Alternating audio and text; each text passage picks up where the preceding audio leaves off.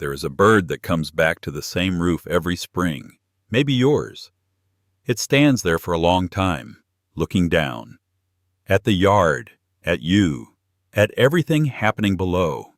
And it says nothing, not because it's calm, not because it doesn't care, because it literally cannot make a single sound with its voice. The white stork is the only large bird in Europe with no voice at all. None.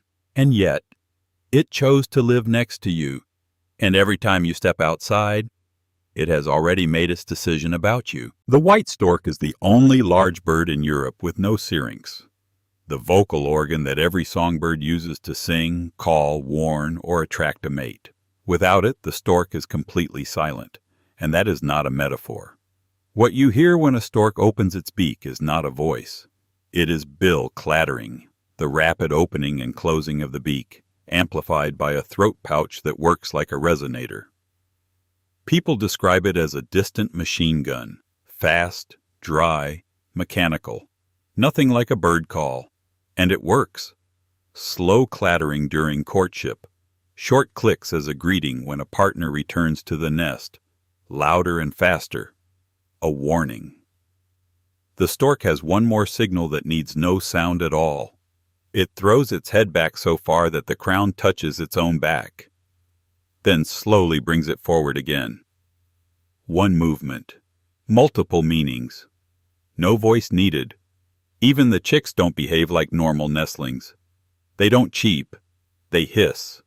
They clatter their tiny bills from the first days of life, because that is all they have. And yet, this silent bird lives next to you, on your roof, on your chimney, on a pole above your street. But it's not what you think. The stork did not choose you. Over the last 2 centuries, humans drained wetlands, cut down forests, and turned wet meadows into farmland. Wetlands were everything to the stork. Frogs, worms, snakes, that was its entire food supply. This is not an abstract story. In Sweden, the white stork went extinct by the 1950s. By that point, 90% of the wetlands that existed in Skåne at the start of the 19th century had been drained. Country after country. The same story. In the Netherlands, the last wild stork disappeared in 1991. Not from hunting, not from disease, simply because the wetlands were gone. In the Soviet Union, in the 1960s and 70s, nearly 3 million hectares of wetland were drained in Belarus alone. The stork had nowhere left to go. Those who survived did the only thing they could. They started nesting wherever survival was still possible. In Hungary today, 90% of all white stork nests are built on electricity poles. Not in trees, not on cliffs, on poles above fields that were once wetlands, not because they enjoy living near people, but because survival left no other option. So when a stork stands on your roof and looks down, that is not a sign of good luck. That is not affection. That is a bird that adapted to a world we changed. And here is something important. Over the last 20 years, white stork populations in Europe have begun to recover. In places where people started restoring wetlands and installing artificial nesting platforms. The bird we nearly destroyed is coming back. On our terms. But it is coming back. The nest you see on the roof is most likely not from this year. Not even from last year. White storks return to the same nest every year, sometimes for decades. Each season they add a new layer. Branches, grass, whatever they can find nearby. Over time, the nest grows to a size that is hard to imagine. 2 meters across, 3 meters deep, weighing up to 250 kilograms. This is not just a nest. It is a home built over a lifetime. The male always arrives first. He comes back before the female, claims the nest and waits. Sometimes for days. Sometimes longer. And when the female finally appears, he greets her with bill clattering and that same head-throwing display. Recognition after thousands of kilometers apart, without a single word. But here is something worth knowing. It is commonly said that storks are faithful to each other, and that is true. Pairs do stay together for years. Only the loyalty here is not quite to the partner, It is to the nest. If one partner did not return or arrive too late, whoever claimed the nest first will accept a new partner. The nest matters more than the eggs, usually 4, laid 2 days apart.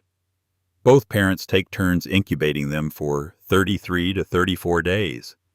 When the chicks hatch, the parents feed them every hour, regurgitating food directly into the nest, then every 2 hours, then less often, as the chicks grow. And a genetic study published in Scientific Reports in 2016 showed that up to 20 to 30% of chicks in a nest may not belong to the regular partner.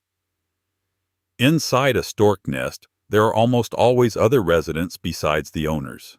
Sparrows, starlings, jackdaws settle into the base and along the edges. The stork does not bother them. They do not disturb it, and it does not disturb them. A silent arrangement that lasts as long as the nest itself. There is something about the white stork that you will not find on greeting cards or hear in fairy tales. A 3-year study by Spanish ornithologists Tortosa and Redondo, published in the journal Ornis Scandinavica in 1992, recorded the following. In 9 out of 63 observed nests, the parents killed one of their own chicks.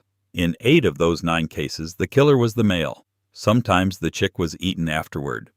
Behind this is the cold arithmetic of survival. The parents assess how many chicks are in the nest and how much food they can find.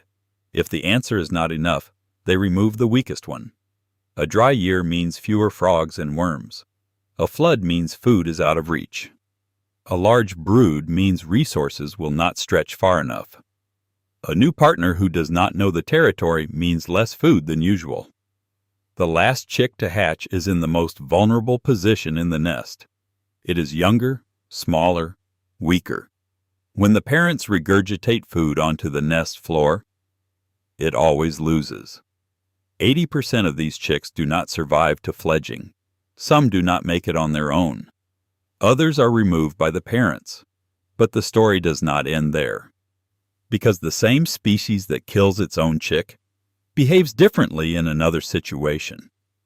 When the parents start feeding less often and the siblings become more aggressive during flight practice, the weakest chick from a large brood sometimes simply leaves. It moves to a neighboring nest where the chicks are younger and smaller. There it is no longer the weakest. Less competition, more food. And the neighboring pair accepts it. This was observed in roughly 40% of broods across 3 monitored colonies. The same species, the same logic, just different circumstances every single day. The white stork spends most of its daylight hours searching for food, silently and without rushing, the way it does everything. It does not wait for prey. It goes looking. Slowly walking across a field or shallow water, beak pointing down, eyes scanning the ground, it spots movement and strikes, fast, precise. Small prey is swallowed whole without stopping. Larger prey is killed and torn apart first. Frogs, worms, snakes, mice, moles. Sometimes a young rabbit, whole. The stork is not picky. It eats whatever is available and whatever can be swallowed. But it has techniques that are hard to call simple instinct.